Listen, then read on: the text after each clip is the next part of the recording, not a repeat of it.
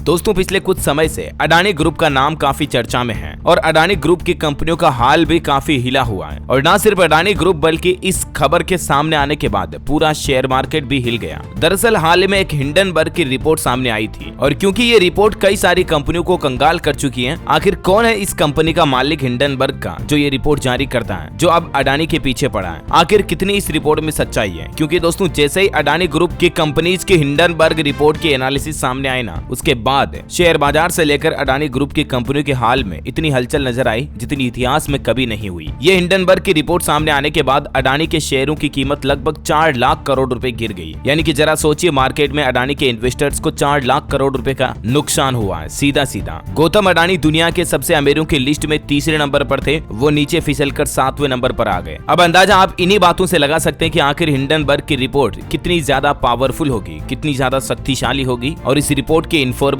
कितनी ज्यादा इंपोर्टेंट होगी। आइए देखते हैं कि आखिर ये हिंडनबर्ग की रिपोर्ट जारी कौन करता है और क्यों ये रिपोर्ट इतनी महत्वपूर्ण है। क्या अडानी ग्रुप वाकई में एक्सपोज होने वाला है? क्योंकि लोगों को डर लगता है इतिहास के पिछले कुछ ऐसे फ्रॉडस्टर्स हमारे देश में आए हैं, ऐसे बड़े बड़े घोटाले करने वाले, चाहे शेयर मार्केट में हर्षद मेहता हो और चाहे बैंकिंग घोटालों में नीरव मोदी से लेकर किंग ऑफ गुड टाइम्स कहे जाने वाले विजय माल्या हो। इन सभी ने हमारे भारत के बैंकों को बर्बाद करके रख दिया और इसीलिए लोगों को डर लगता है कि कहीं अडानी ग्रुप भी भारत के बैंकों से हजारों करोड़ का लोन लेकर अडानी ग्रुप के शेयर होल्डर्स और बैंकों को बर्बाद न कर दें। तो इन्हीं चिंताओं के बीच आइए देखते हैं कि आखिर अडानी ग्रुप ने अब हिंडनबर्ग की रिपोर्ट को क्या जवाब दिया है और वाकई में फैक्ट्स क्या कहते हैं, सच्चाई क्या कहती है। अगर आप भी मार्केट से थोड़ा बहुत अपडेट रहना चाहते हैं तो इस वीडियो को ध्यान से पूरा देखिएगा। मैं आपको एक एक चीज कांच की तरह क्लियर समझाने की कोशिश करता हूँ। शुरू करते हैं शुरुआत से। हिंडनबर्ग कौन है और ये कहां से आई, पहले अडानी से पहले ये जान लीजिए आप। तो इसी महीने की 25 तारीख को यानी कि 25 जनवरी को अडानी ग्रुप की कंपनियों के बारे में, ये एक अमेरिका की कंपनी है हिंडनबर्ग, इसने एक रिपोर्ट जारी की थी। सबसे पहले आपको बता दूं, हिंडनबर्ग एक ऐसी कंपनी है जो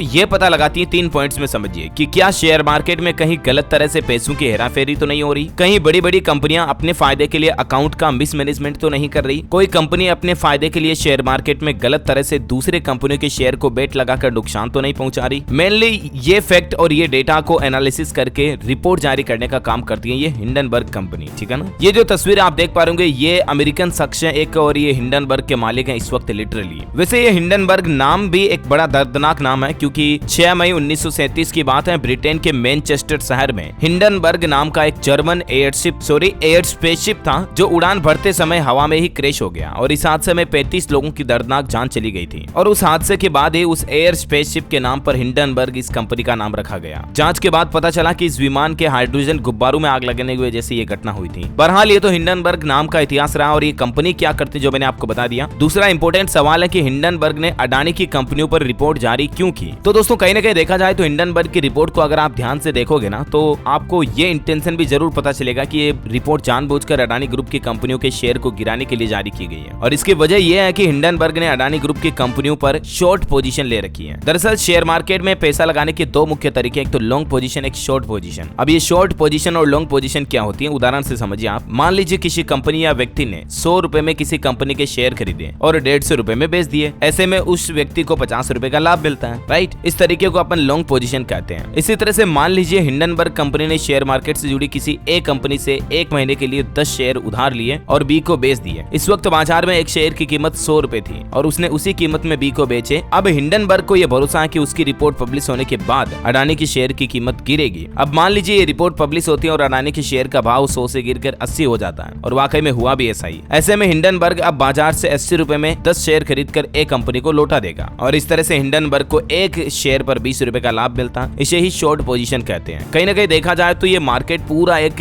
इंफॉर्मेशन, एक डेटा, एक रिपोर्ट पर आधारित है, अप डाउन का खेल है और कई सारी कंपनियां इस खेल को हम लोगों के साथ खेलती हैं। ये रियलिटी है, कड़वी सच्चाई है लेकिन सच्चाई है। अब हिंडनबर्ग कंपनी कोई इंटरनेशनल ऑथोराइज्ड कंपनी भी नहीं है जो इसकी रिपोर्ट इतनी ज्यादा वेरी इंपॉर्टेंट वैल्यू एडेड हो। हालांकि दोस्तों हिंडनबर्ग ने अब तक 10 से ज्यादा बड़ी कंपनियों का खुलासा किया जिसमें ज्यादातर कंपनियां अमेरिकन बेस्ड थी और कनाडा थी। अभी तक एक भी भारतीय कंपनी टॉप 10 में नहीं है जिसका हिंडनबर्ग ने खुलासा किया हो। ये लिस्ट आप देख सकते हैं। बहरहाल हम बात करते हैं हिंडनबर्ग की रिपोर्ट पर अडानी ग्रुप ने क्या रिप्लाई किया, क्या रिएक्शन दिया। तो अडानी ग्रुप ने इस रिपोर्ट को फर्जी बताया और कहा कि तथ्यों को गलत तरीके से रखा गया। अडानी ग्रुप का कहना कि ये हम पर हमला नहीं है बल्कि ये भारत पर हमला है। अडानी ग्रुप ने हिंडनबर्ग के आरोपों पर 413 पन्नों का एक जवाब नोटिस भी जारी किया। हालांकि दोस्तों अडानी ग्रुप के इस जवाब पर भी वापस हिंडनबर्ग ने जवाब देते हुए कहा कि ये राष्ट्रवाद की आड़ में धोखाधड़ी ना छिपाएं। ये रिपोर्ट जब से सामने आई, गौतम अडानी की नेटवर्थ में सीधी 10% की गिरावट आ गई है। फोर्ब्स के मुताबिक अडानी की नेटवर्थ में 1,32,000 करोड़ रुपए का नुकसान हुआ है। और जैसा कि मैंने आपको बताया, अडानी अमीरों की लिस्ट में भी तीसरे चौथे नंबर से खिसक कर 7वें नंबर पर आ गए। अडानी ग्रुप ने हिंडनबर्ग रिपोर्ट पर 4 जवाब पेश किए। पॉइंट नंबर 1 देखिए आप कि ये रिपोर्ट भारत के विकास और भारत के उम्मीदों पर हमला है। पॉइंट नंबर 2, आधे अधूरे तथ्यों के आधार पर ये रिपोर्ट बनाई गई है। अडानी ग्रुप का कहना कि ये रिपोर्ट गलत जानकारी और आधे अधूरे फैक्ट्स को मिलकर तैयार की गई है और इसीलिए इसमें लिखे आरोप बेबुनियाद हैं और ये सिर्फ और सिर्फ बदनाम करने की मंशा से बनाए गए हैं। पॉइंट नंबर 3, हिंडनबर्ग ने बदनीयती का सबूत दिया। अडानी समूह ने अपने जवाब में हिंडनबर्ग की विश्वसनीयता पर भी सवाल खड़े कर दिए। ग्रुप ने कहा कि जब अडानी समूह का आईपीओ लॉन्च होने वाला है, जो कि देश का सबसे बड़ा आईपीओ होगा, तो उससे ठीक पहले ऐसी रिपोर्ट जारी करके हिंडनबर्ग ने अपनी बदनीयत का सबूत दिया है। पॉइंट नंबर 4, रिपोर्ट न स्वतंत्र है और न ही निष्पक्ष है, क्योंकि इसे जारी करने में हिंडनबर्ग ने securities and foreign exchange law का भी उल्लंघन किया है और इसलिए ये रिपोर्ट न तो फ्रीडम है और न ही निष्पक्ष है और न ही सही तरीके से रिसर्च करके तैयार की गई है। और अडानी ग्रुप को भी हिंडनबर्ग ने जवाब दिया कि धोखा तो धोखा होता है, धोखाधड़ी पर इस तरह से जवाब या राष्ट्रवाद का पर्दा नहीं डाला जा सकता है। हालांकि दोस्तों, ये हिंडनबर्ग की रिपोर्ट जारी होने के बाद अडानी ग्रुप के शेयरों में भारी गिरावट देखने को मिली। आप इस टेबल में देख सकते हैं कुछ डिटेल्स और डेटा भी।